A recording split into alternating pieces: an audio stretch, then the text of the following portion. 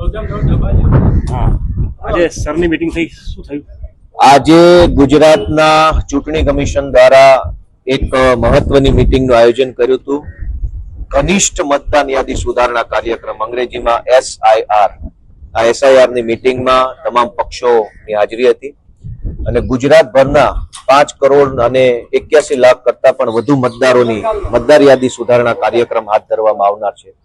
આ મતદાર યાદીની અંદર મૃત્યુ પામેલા મતદારો, સ્થળાંતર થયેલા મતદારો, અન્ય રાજ્યથી આવેલા મતદારો અને ડુપ્લિકેટ મતદારો, આ તમામને આઈડેન્ટિફાઈ કરી અને મતદાર યાદી સુધારણા કરવાનો આ કાર્યક્રમ છે. એની અંદર આમ આદમી પાર્ટીના પ્રતિનિધિ તરીકે શ્રી ચૈતરભાઈ વસાવાના નેતૃત્વમાં અમે જોડાયા છીએ.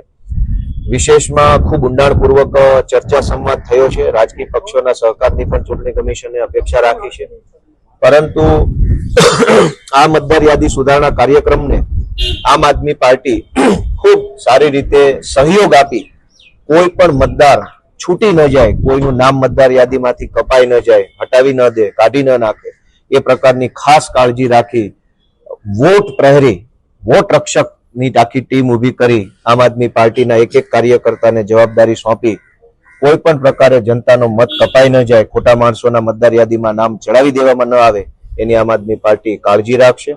અને આ આખી મતદાર યાદી ઘનિષ્ઠ સુધારણા કાર્યક્રમની અંદર પૂરી ગંભીરતાથી જોડાય, પૂરા તાકાત સાથે જોડાય અને એમાં અમે સહયોગ કરીશું. અને જનતાને પણ અપીલ કરીએ છીએ કે સજાગ રહે.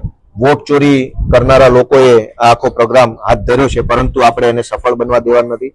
આમ જનતા જાગે. આમ આદમી પાર્ટીના સહયોગથી આ મતદાર યાદીની અંદર દરેક વ્યક્તિનું નામ આવી જાય, દરેક 18 વર્ષથી ઉંમરના જે કઈ મોટા મતદારો છે એનું નામ સામેલ થાય, એનો આમ આદમી પાર્ટી દ્વારા પ્રયત્ન કરવામાં આવશે. ઓકે.